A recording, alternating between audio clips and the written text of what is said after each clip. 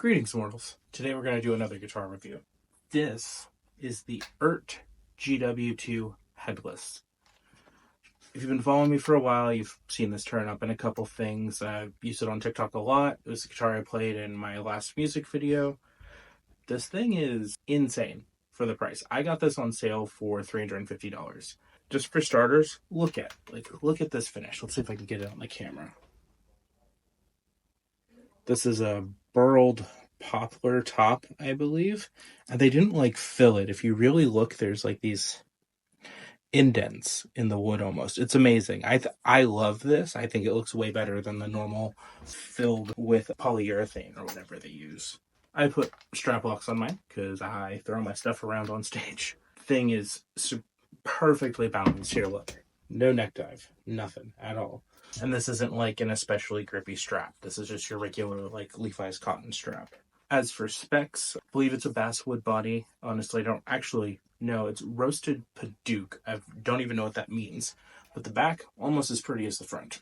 Alnico 5 humbuckers made by Eart. It's their in-house. Couldn't tell you what they're modeled after, but they sound great. With these pickups, because they're medium output, you'll definitely need a boost going into your amp if you're trying to achieve that full tilt metal tone. But in the demo track, you'll hear it's very doable.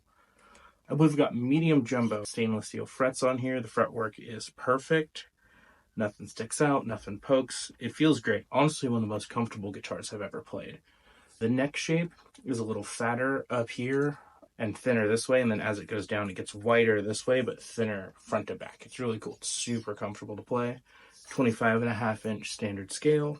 The bridge, because it's a headless, is where it gets really neat. So on this one, you don't have to clamp the strings in. The balls just sit right there. You probably see that. I hope you can see that. I've got a mirror behind the camera so I can check my shots. So strings feed in here, and then they just wrap around the bridge. The bridge is interesting. From what I can tell, it can't be intonated. There's nothing that moves the saddles front to back, only up and down, and they rotate. So something to be wary of. But the intonation was perfect in standard when it shipped, and it's perfect in drop C.